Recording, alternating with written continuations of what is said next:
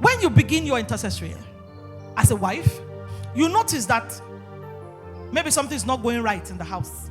And you know that if your husband is blessed, you are blessed. That does not mean God cannot bless you as yourself. But I mean, the more your husband is blessed, the more you're blessed. No doubt about that. You start to pray. Do you know the first person that will attack you? Your husband. Know these things so that when they happen, you are not angry. You are not frustrated. And you guys want to say, the first person to attack you as an intercessor are the people that you are praying for. When Jesus came, before Jesus ever started praying, his entire life was prayers. The same people he came to save were the people attacking him, the bulk of them. And in fact, they went further to kill him. And when they were even killing him, he was still praying for them. So an intercessor must be at the back of her mind. Particularly when you just start the journey. Oh, my husband, this is his month. He must make it. He must be established in his dominion. He must do A, he must do B, he must do C. You just put your cup on the table. Maybe you forgot the cup on the table. And then you expect your husband to just come and say, who kept this cup? It's me, I forgot it. Then the husband comes. How can somebody forget to put cup on the table? I don't get it. So if I was coming with visitor, that's how cup will now be said, oh, I say, I'm sorry, I've removed it. No, that's what. Yesterday you also, then you are wondering. Yesterday, that's how you put plate. Today you now put cup. What is this thing about you forgetting, always forgetting to put things in the right place? Then you are thinking, what did I do? I say, I'm sorry, I've removed the cup. Not like I messed the whole place up. It's no longer the man. Follow me closely. It's no longer the man. The enemy wants to do something. He wants to get you angry. You can't be angry and be interceding. It's not possible. And the enemy cannot stop your prayer. Do you get what I'm saying? He has to change your mood. Because God will answer that prayer. Any prayer a woman prays for the wife, prays for the husband, the Lord will hear. Because the Lord has given his word that man will find favor if he treats you well. Now, if the man does not treat you well, 1 Peter chapter 3 verse 7, he says prayers will be what? So it makes the man not treat you well. 1 Peter 3 verse 7, he will ensure that the man does not treat you well. What is he aiming at? The prayer. Because if the prayer send, it will get to God and it will be answered.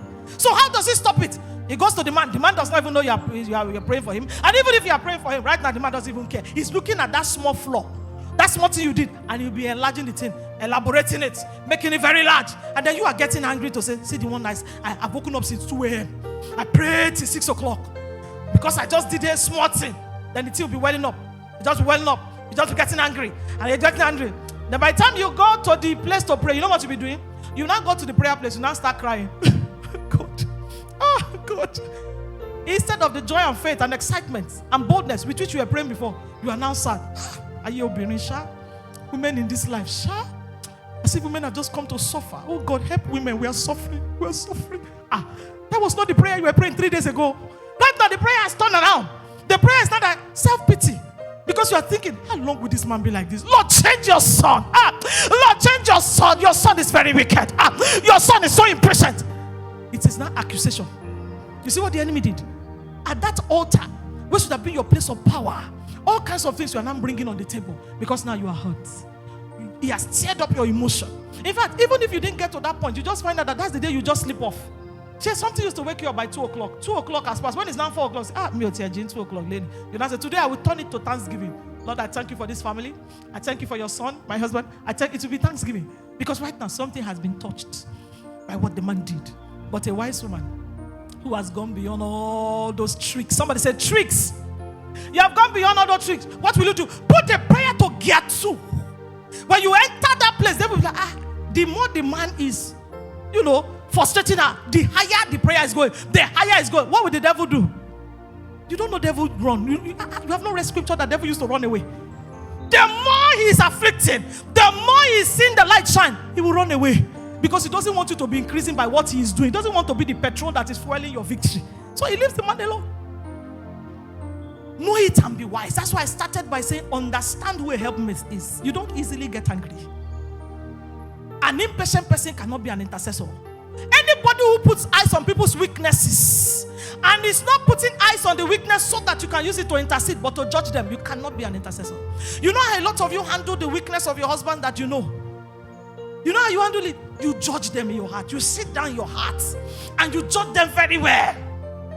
Once you have judged a person, I thought the intercession says to prevent judgment, but you have already judged the man. So how are you interceding again? You see, when Jesus said, I do not condemn you, they said and did all kinds of things. Jesus will not change. They were killing him. He was forgiving them. That's an intercessor. To be an interceding wife is a very privileged position. I'm not talking of praying wife, or they just pray. Yes, no problem praying. But if you have to be an interceding wife, you must have the nature of Christ. That nature.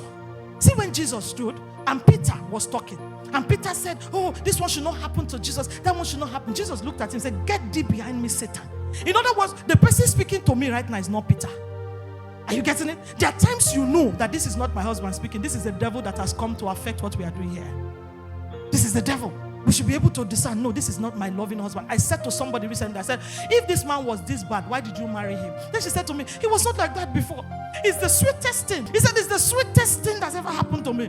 For our first 4 years was so beautiful. He said, suddenly this man just changed. I said, what were you now doing? You open your eyes down. He was just hurting me to the left and hurting me to the right. I said, you now became self-centered. You're not thinking about yourself, hurting you. He's destroying himself. Currently, the man is drinking. Born again. They met in church. Are you getting what I'm saying? Now he's drinking and he's doing all kinds of things. And yet you are still thinking of the fact that he's hurting you. Who will lift him up? Are you getting it? Who will lift him up? You are more than enough for the tax if the man is your husband. Because that's another thing about counseling. Do I know if you are meant for each other? That's another thing. Don't be judgmental.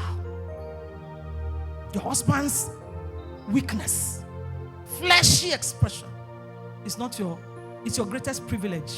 It's not your greatest problem. Should I say that again? Because it gives you an opportunity to function as who you are. That weakness is not greater than the strength that you carry. That weakness is not greater than the strength. No matter what the weakness is, it's not greater than the strength that is inside of you, for which God said, you are enough, you are suitable, you are mates, you are an Esa connector. The one who has the capacity to war against anything. That's the meaning of that word. You can war against anything and establish dominion. Anything. Begin to see yourselves like that. When you kneel down, let the devil know that this one is very unstoppable, because no matter what I steer in the physical, she's still praying that prayer. That's an intercessor.